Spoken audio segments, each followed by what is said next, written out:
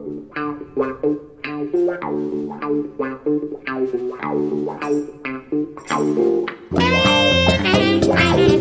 evening, Gabby. Good evening, TC, and welcome all to the final programme in this series of the Curran View with the Idol of Hillsborough. And TC, we don't have a script today. There's no magic moments.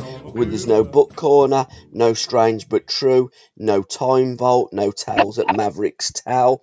Just recapping and reminiscing and looking back at the season that's just unfolded. It's been a fantastic season for me. So many highlights, one or two lowlights. But I have to say the ultimate magic moment was at Wembley this weekend when Nottingham Forest ran out 1-0 winners. And for the first time in 23 years, are back where they belong in the Premier League. And largely down to one person, Steve Cooper. So let's start with Steve, a man that you've always admired from his days back at Liverpool working with the kids. Yeah, it's never bothered me whether managers or coaches have never played the game, as long as you can see there's an end product. Yeah. And I could always see there was going to be an end product with Cooper. I watched his under-18s Liverpool youth team. Used to listen to him speak after the game. And he's telling you this story, not a story, like a lot of managers. You know, they're always looking for excuses. You know, wait till I get my players in, then judge me. We've got this injury, we've got that injury. Well, all these teams will have injuries when they've got big squads is irrelevant. Smaller clubs like Huddersfield Town and your other clubs like Norwich who's playing in the Premier League, when they have injuries, it is a big concern to that football club and that manager compared to the elite teams. But no, I'm a big admirer of Cooper. I'm a big admirer of Graham Potter at Brighton. No disrespect to Chris Hughton, because as a player, I played against him many a time. Absolutely terrific. And they go on about, attacking full-backs today or wing-back, whatever you call them. They're still footballers. Whatever way you look at it, he was as good as anyone going forward as well as defending. I haven't played out of position because really he was a natural right footer. Yep. I mean, all footballers should be natural both feet. They should have two good feet, But he was a right back. I'm saying he was a right back. I don't know where he started his position, but he was a full back playing at left back. But he was a right footed, more dominant on his right foot than on his left foot. But just like Sam Allardyce at Wrexham, Sam's had a great career in management. Made himself a lot of money. Always done okay with keeping teams up, but what he did, what these managers do, is look more on the defensive side. Well, you're never going to get enough points. This is my opinion. It doesn't mean I'm right. It doesn't mean I'm wrong. It's my opinion of it. When you go down that line and you worry about the opposition, then you're not going to get enough points, because the players talk. Let me tell everyone now, players talk in dressing rooms and away from the ground, what they think about the manager, what his philosophy is, how he worries about the opposition, or he doesn't worry about the opposition. So all that goes on at a football club. So for me, Cooper, I've always admired him. And what I will say about Huddersfield, I missed a lot of the game because I fell asleep, and there was definitely one penalty. I didn't see all the game. There was definitely one penalty Huddersfield should have had, in my opinion. A lot of people have said they should have had two. Could have, yeah. Or could have had two. But it's like all else. Football is the most unpredictable, or not funny, but it can kick you in the teeth. When you look at Liverpool a couple of weeks ago, a week ago, they're going for a quadruple. They've had a marvellous season. They've come up against a team in Manchester City, which I think is the best in Europe. Yeah. Right? And City are losing 2-0 at home. So of all teams, Aston Villa, who's managed by a ex-Liverpool player, legend, Steven Gerrard. And they come back to win 3-2 with 15 minutes to go.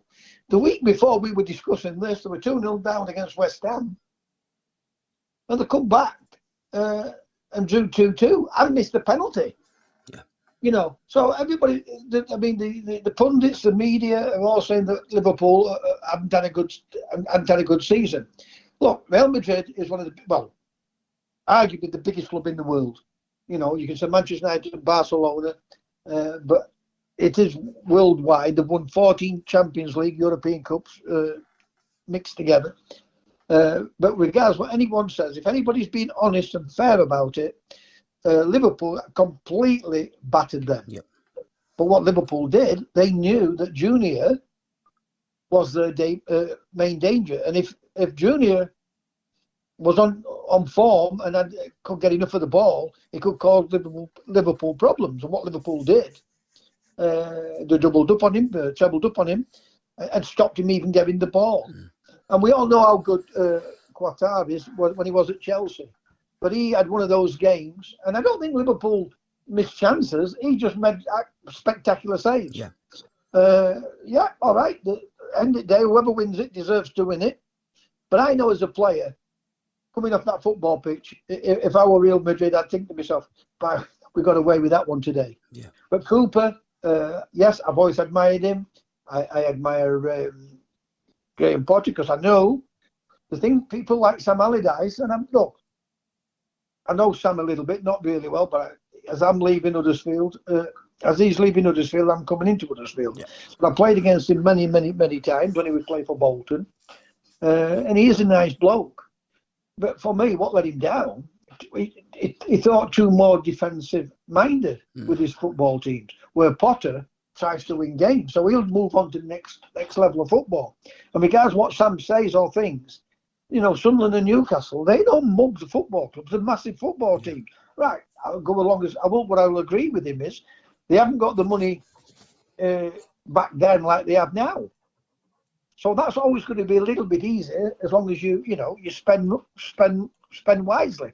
You haven't spent £500 million and they've just fought off relegation. So you can have as much money as you want, but if you don't spend it wisely, it will backfire on you.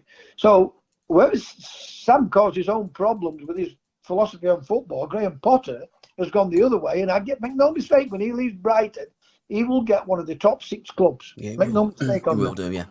You know, it's going to be fascinating to see Cooper now in the Premier League because the Championship, there is a big difference. It always says, when you're going up a level or to the next league, there is a big difference. But the even bigger difference to the Premier League is you're getting world-class players from all over the world. You're getting a lot of average players, make no mistake on it. But you're getting a lot of world-class players. So for me, it'll be fascinating to see how Cooper performs next year. But I think it'll be like Graham Potter. He'll go about it the way he's gone at all his football clubs, even when he went to England, when he won the World Cup at his age group. I think it was a World Cup at his age group. It was, yeah. You know, so he's always had that, and I've always football, because I used to watch these youth teams on television, and I watched how you expect that from Liverpool. You expect, a philosophy, what's going to sort the players, but it would never be renowned as a great player because he played at the lower level, at amateur level, practically, really. But he came across with it, and his teams played football, played with a tempo, just like City do now, just like Liverpool do now. So I've been a big admirer of him since he was managing at to Liverpool's academy, and I've taken a lot of interest in his career when he got into league management. He did terrific for England, like I said, and then for me, it was successful at Swansea, and he missed out twice. Yes. But we in England or Britain or whatever you want to call our nation is we look for more downside of football, not praising teams, not praising Man City, not praising Liverpool. We look for the failure side of it. And because he didn't get promotion, there's always that little bit, he didn't get promotion, he's missed out on this, maybe, But when you look at Klopp's record up to Liverpool, he would get into finals and getting it closing the Bundesliga and everything else like that. And everybody kept saying, well, he's never got over the line yet. And then when you look at Man City, they've never had a striker as such for the last few years. Everybody criticised Guardiola because they don't have a striker. That's what the reason why he hasn't won the Champions League. I don't agree with that one little bit. Because Liverpool don't play with a main striker. They play a game where they're not going to throw the ball into the box to get caught out by a clearance or a goalkeeper catching it, and for them to be caught on breaks. Them two type of managers and those teams. But it's going to be fascinating for Nottingham Forest. The ground itself has been absolutely rocking all season. I thought the battered Sheffield United up at Bramall Lane, but don't forget the second leg they got battered and they really should have qualified to get absolutely. I'll always be fair and honest with my views of football teams, even if I've played for them or if I like them. But again, I didn't see the final that much because I fell asleep. Yeah. But I know he's a good manager. How he's turned that football club round from where they were. And I did say to my friend John Brindley, who's done both my books, and we will do a third book to cap it all off. That they would get promotion. He asked me, well, John phoned me up, what do I think? But I already told him prior to that, if I were you, I'd go and get Cooper. He was out of a job. He'd left Swansea for what reason, whatever reason it was. He parted company with Swansea. Then when they got the job, John asked me, what do I think? I said, they'll get the playoffs. He said, what, with those same players? I said, well, they've got no money, so it's got to have those same players. It's how you handle those players, how you get those players to believe in you. And I'll tell everyone this now, and this has not been critical to anyone at Nottingham Forest. Brian Clough, I would say, had 5-6 world-class players. Peter Shilton, Viv Anderson, John Robertson, Trevor Francis, Tony Woodcock. Right? And then you could say the rest were really, really top players. Yep. Larry Lloyd was a top player, but people thought he would finish. He'd won everything there with Liverpool, then went on to Swansea. Kenny Burns was a centre forward that Clough and Taylor put at, I don't know who he was in the two what put him to centre back, but they formed a partnership which was incredible. Frank Clark was as good, solid centre back as you'll ever see around that time. And John McGovern, who I love as a person, and Martin and Neil and Rob always used to say to me, why is Cloughy always picking him? That's because he does something that rest of us wouldn't do. Get the ball and give it the simple ball. And Cloughy used to say to him, young man, you can't play football, give it to Robertson or give it to Curran or O'Neill, whoever's playing. But you get the ball and make sure you get the ball and give it to them as quickly as possible. And then he would say to us, make sure that you don't leave the two midfield players isolated. Ian Boyer, I thought, was an absolutely gem of a player. He's one of those players that all players appreciate and want him in your team, but he was technically skillful. Gary Birtles did terrific at Forest, had a nightmare at Manchester United. Yeah, he did. Went for big money and had a nightmare, Peter Wade was a top player and went on to prove it at... and it's strange because Cloughy were always good with players, looking after players with money. And because of Peter wanted X number of pounds, Cloughy didn't agree with it, and he goes to Newcastle. But the problem with that is Peter got wind. Peter knew that the other players were on £200, and Cloughy only wanted to give him 180, and that was his final offer. So Peter then, it was a matter of principle. He'd offered him, I think, 190, and it was over a tenner. And if Brian would have given him parity with the other players, he would have stayed. But I was with Peter last night. It was a great function at the Britannia Sports Bar at Wollaston again.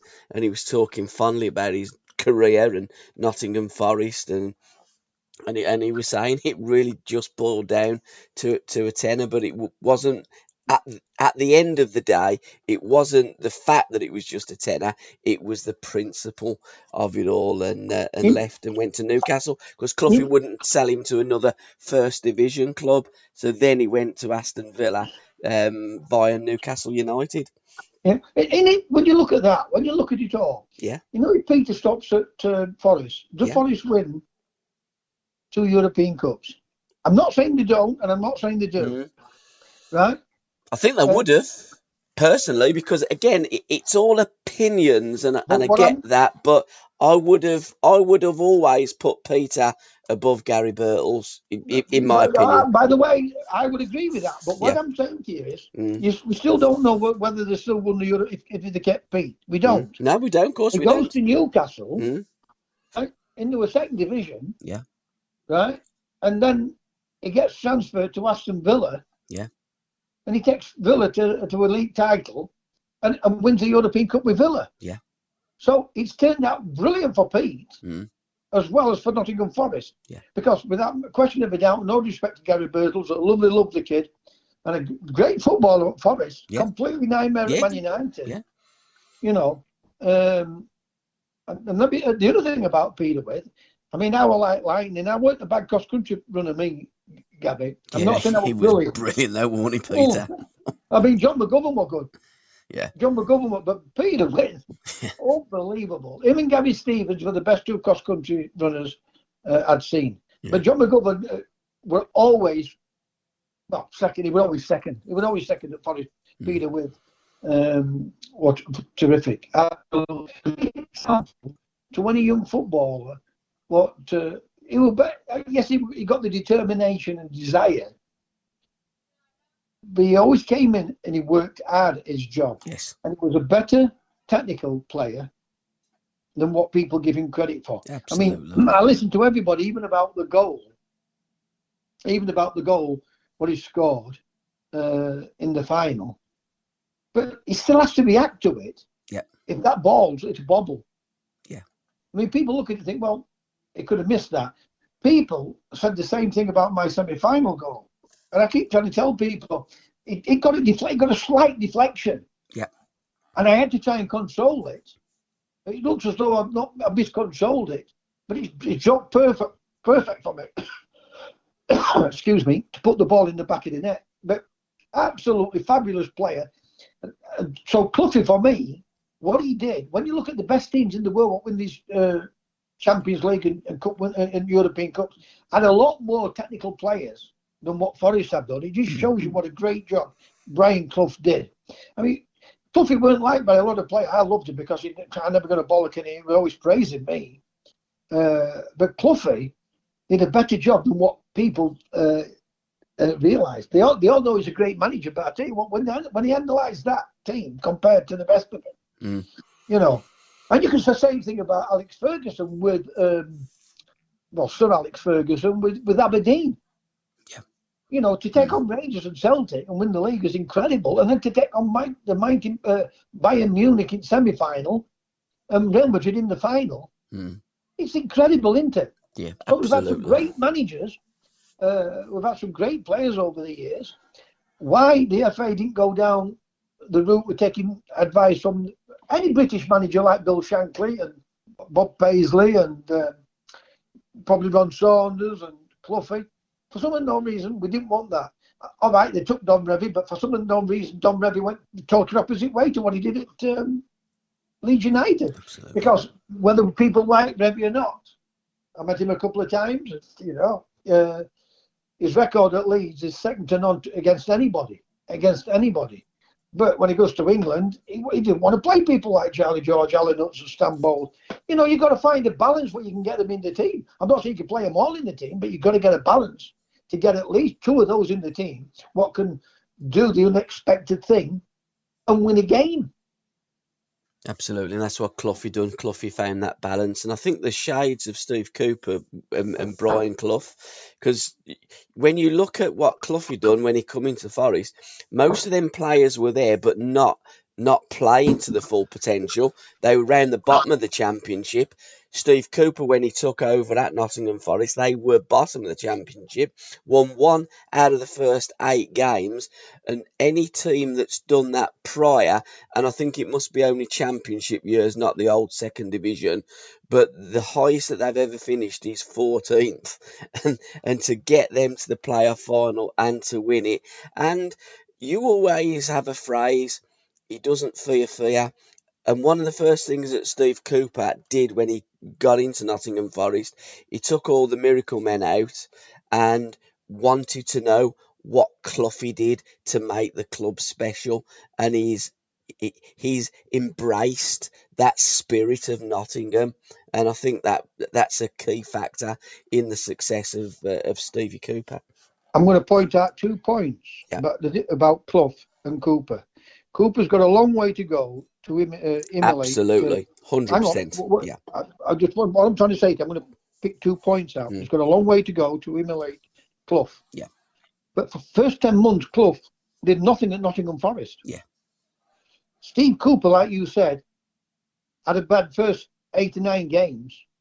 No, he wasn't there, TC. It was Chris Hughton. No.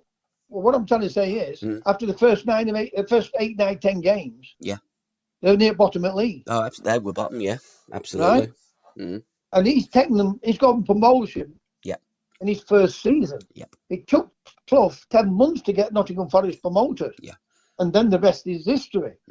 What I'm saying, he's done a lot better than what Clough did in his first season. Yeah. As Cooper, but he's got a long way to go to take over Clough's mantle. But I didn't know he'd done that. What you're saying about the miracle men, but what he's done, he's got that. Is probably take the advice of them. He's got to get the team, the fans behind his back, behind him, not on his back, behind him, and he's done that with open arms because the Forest fans absolutely adore it. They love the way he plays football. Yeah. But having said that, whatever you're winning, whatever philosophy it is, fans don't mind. I can't watch a football team, even if they're winning, if it's just boring football. I can't. Yeah. But for me, terrific job, terrific man, and I hope he goes on to be a success. And I hope he's got a long way to ask, but if it's Forest or someone else. But I hope he goes on and wins a Premiership title because I do like his philosophy and how he plays, and he tells the story, not a story. And what I mean by that, a story is giving you all cod's wallop about this, that, and the other. Yeah. The story is a fact. Yeah. Plus, Curran's not good enough. Collins is not good enough. With is my main striker. You might go to upset one or two people. You're not there to be you be there to be respected, and have players look up to you and believe in what you're going to do, and that's what Clough did. Absolutely, too. So, manager of the season, who would be your manager of the season? I posted up, for me, Steve Cooper is manager of the season. Somebody come onto me wall and said, that's a predictable post, Paul. I said, why? The answer was club allegiance. And I said, I'm sorry, I'm not with you. And then it was put, SWFC, Wednesday fans love Cooper because they beat the Blades in the playoff final. And I'm going, please explain, what difference does that make to me? I'm not a Sheffield Wednesday fan. I mean, this season I think I've been called a Wednesday fan, a Villa fan, everything else, apart from a Blues fan. I think you do get it because you're a Birmingham and Villa, and that is as big a clash as what you can get as Liverpool out and Sheffield Wednesday, Sheffield United. Yeah. But you're like me. But I won't talk about Sheffield United. I mean, I will say this. I thought second game, Forest were very, very lucky to qualify. Yeah, they were. Yeah, Sheffield United played well. But I'm careful when I'm talking about the two teams across, well, because it will upset fans. But you don't give a damn, do you? I was there last night with Peter, with Andy Blair was the compere, and he starts and he's gone. It's a room full of Aston Villa supporters, obviously, because it's Peter, and it's the 40th anniversary, and that's. And don't forget he played for Birmingham. I know what you're going to say. Yeah, he did, yeah. And Andy's gone, is there any Birmingham City fans here? I'm going, yep, mate. And they're all like looking, and then he started having a pop and stuff and what have you. But all the Villa fans, they know I'm a Blues fan, but I have respect for Villa and I have respect for them players. I think you have respect for football in general. If absolutely, the right thing. And that's what I like about. Well, I like that you're honest and straightforward. Yeah. And you won't get bullshit, but you're not so when you're not an horrible person. You've got a better word than that's my poor English. Yeah. You know, you're fair. You're a fair person. Even if your team gets beat, I'm saying if my team gets beat, and if it's Sheffield United, they were the better team. I will say, even to some fans, what do you think? They were the better team. Yeah. So absolutely, I don't like the bias. I think that you've got to say it as you see it, and I I think should have if you said to do, you, you'll by be the way, give respected. with him my regards. I did actually, and he passed these regards back to you as well. He said, "How do you know Terry Curran?" I said, "I work with him every week on the podcast, Peter." He sends his regards and happy memories of Nottingham Forest. But who would your manager of the season be, TC? Mine is Steve Cooper for the job he did. I know that others, well, Jurgen Klopp was the manager of the season, and I think Pep comes second. But I look at both of the starting positions, and you're right. You earlier in the podcast you said they were 2 games really away from winning the quadruple, and I was hoping that they were going to, because I've always liked Liverpool. I do like Jurgen Klopp, but I do like Pep, and I like the way that Pep plays. So it was always a toss-up out of those two. But for what Cooper done, I think was absolutely excellent. And I think Eddie Howe's had a great time since January when he was able to get some players in. He's turned the fortunes of Newcastle United around. And Graham Potter, I think Potter has had a brilliant season Just getting take something out of Brighton. my mouth there. Go on. Well, I was going to say great points, but look what Potter's done at Brighton. Absolutely. Can you imagine him having a goal scorer? Because they've all teams up, but not had anybody what could put the ball in there on a consistent basis. Yeah. You know, who's my? I'm going to go with Guardiola. Yeah. I feel sorry for Klopp because he's come that close to a quadruple, which in itself it sounds impossible, doesn't it? Because when you look at your Paris Saint-Germain's with their team and Real Madrid's, Barcelona's not as good as they were with the previous seasons. Manchester City is still a top team. Well, I would say the best team in Europe. How they've not won a Champions League, and it's all a myth about they brought him here. They brought him here to win the league title because the cup competition, right? One bad day, one bad game, you're out of it. Yeah, we seen with Liverpool. They were just unlucky. A goalkeeper played well. That's it. You're out. You lost. Exactly. So I love the way Guardiola does it. I love the way how he gets his players to play football. They all hit a little bad patch at some point in the season. I know I'm being predictable about Guardiola. I just love everything. He's not a bad loser, Guardiola. I think it's the pundits and the media try to get to him that you haven't won a Champions League. That's what you were brought for. Well, let me tell you something. He was brought to win the Premier League. He was brought to build up Manchester City's reputation. Yep. He's done that terrific. How that team, and I don't give a damn what anybody says, and I don't mean that to be rude, how that team has not won a Champions League, I'll never, ever know. I agree. Yeah. You just need that little bit of luck. Yeah. Right? Liverpool didn't get it in that cup final. You've got to make a decision. I'm going to go with Guardiola, but I would have been disappointed. I'd have been disappointed if I wouldn't have won it if I was Klopp, because he's come that close. But so did Guardiola a couple of years ago to winning a quadruple. What Cooper's done is terrific at the championship level, and to get him out of that position he was in. And I know, so I can understand why you're saying that. But I love how he puts his teams together. And there's a fine line between Klopp and Guardiola, because either way for me, and Klopp's won it, well done, well deserved. But if somebody's asking me opinion, I would have gone for Guardiola because the league is the hardest thing to win. Absolutely. Next season, who's going to win it? My money's on Manchester City, and I think Liverpool will be thereabouts. I can't see any other team getting above City next season or Liverpool. I think that's the problem really with the Premier League. Those two just are so much better than the rest. Who's your player of the season, TC? What player this season's caught your eye? Let's go back to the who's going to win it next year first. Right. bets these last 2 seasons with Simon Stainrod. I paid him a bottle of champagne out, right? Because he's always criticising, regardless of what he tells you, he criticises Manchester City. Yeah.